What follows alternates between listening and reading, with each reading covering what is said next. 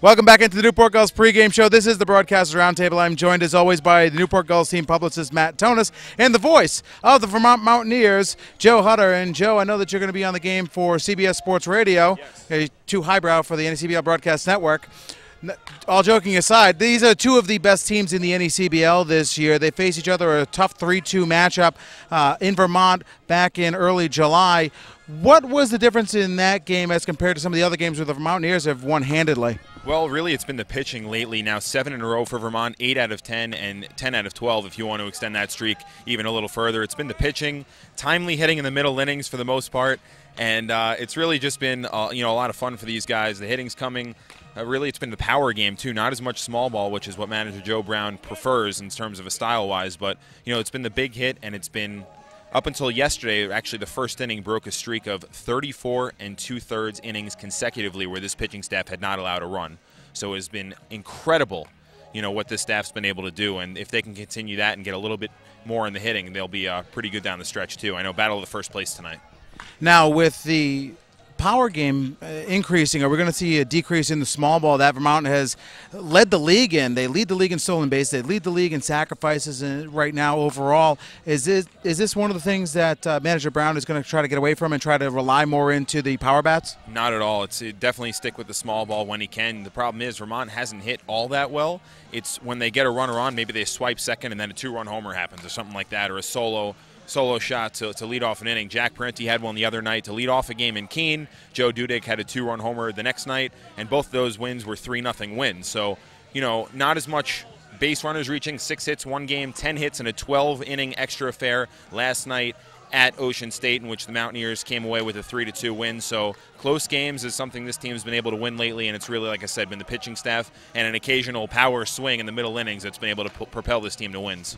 Now, Matt, we were up in Vermont a couple of weeks ago, a 3-2 loss. Keith Weisenberg with the big error that cost, but 5 errors in that game overall with both of these defenses. 4 from Vermont, the costly one, the losing error from Newport. How do we expect to see these two defenses, which are among the tops in the NECBL, adjust here tonight? I wouldn't expect a replication of that game. 5 errors is a lot. Obviously, in this league, guys are less experienced and are more prone to making errors. But 5 errors in a game is a lot for any level of baseball. So I think it'll be a more cleanly played game tonight. And I don't think, and obviously 2 of the errors led to big runs scoring in that game. So I think if you cut down those errors, it'll be a more tightly contested game, which is hard to say, especially with that run, the winning run scoring in the 8th inning. But as tightly and then fewer runs scoring, I think, despite the fact that Cardines is a smaller ballpark than Recreation Field. Now, in the last 2 games, the Newport Gulls have put up 26 combined runs, 14 against the Pilgrims, 12 against the It was the Bay Sox. No, it wasn't the Bay Sox the other night. No, it wasn't. It was not. We have to look like we know what we're doing here. Anyway, 26 combined runs in the last 2 games. What are we expecting with one of the better pitching staffs in the NECBL? Obviously, we're not going to put up a 12 spot here tonight. How well is Quinn Brody going to have to adjust to putting zeros up from the Vermont side? I think the offense will not have as much success, obviously. 3 straight games scoring 12 runs or more.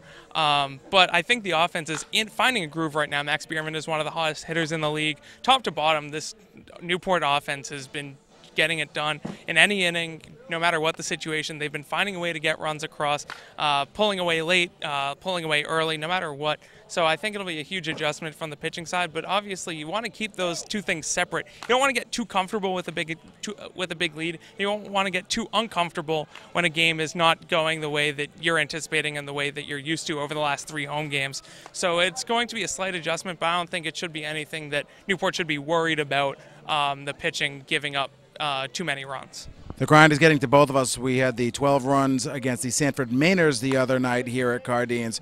Joe, there was a change in the starters from Vermont. The expected starter here tonight has been changed. You have a righty going. Tell us a little bit about the starter going tonight for Vermont. Actually, the righty is it's Joe Ricchetti is making his first outing of the season for Vermont. Just recently joined the team a few days ago, I think 3 days ago, made the road trip, and basically told him yesterday, Joe, you're going to go tonight, and then they'll have another righty go tomorrow night. But first start out of Manhattan College teammates with Tom Cosgrove, who has earned a win in each of his last 4 decisions. But coming on here, he had a decent spring, not great, had a really good year last year, his freshman year at Manhattan, but he's a rising junior and looking to kind of just work on his game a little bit here this summer, so joining the team late. Now, Matt, tonight Quinn Brody, as we just talked about, is going here. This will be his last full-length start as starting next week, the Gulls plan on putting all of their starters on pitch counts to start getting ready for the NECBL playoffs. What are we expecting out of Brody here tonight in his final long start? Well, I would expect kind of what he's been doing before, minimizing damage. He's allowed hits and walks over his starts, but he hasn't really let those mistakes get to him, and he's been able to get deep in ball games. He's been able to pitch effectively despite giving up base runners. And I would expect more of that. And on the offensive side, if he does get the start offensively, I would expect some more power from him. Not as much of an average guy, but he does have a couple home runs this season, including one that got the Gulls a win late. So I would expect him to contribute and earn this win for the Gulls in any way that he can. It is the battle of the 2 top teams in the NECBL tonight. The Northern Vermont Mountaineers taking on the Southern Newport Gulls. Joe Hutter will have the call on CBS Sports Radio up in Vermont. You'll be joined by the man, the myth, the legend, Nick Lima on the broadcast. Good luck to you. Matt Tonis and I will have the broadcast for the NECBL Broadcast Network as our pregame show continues next.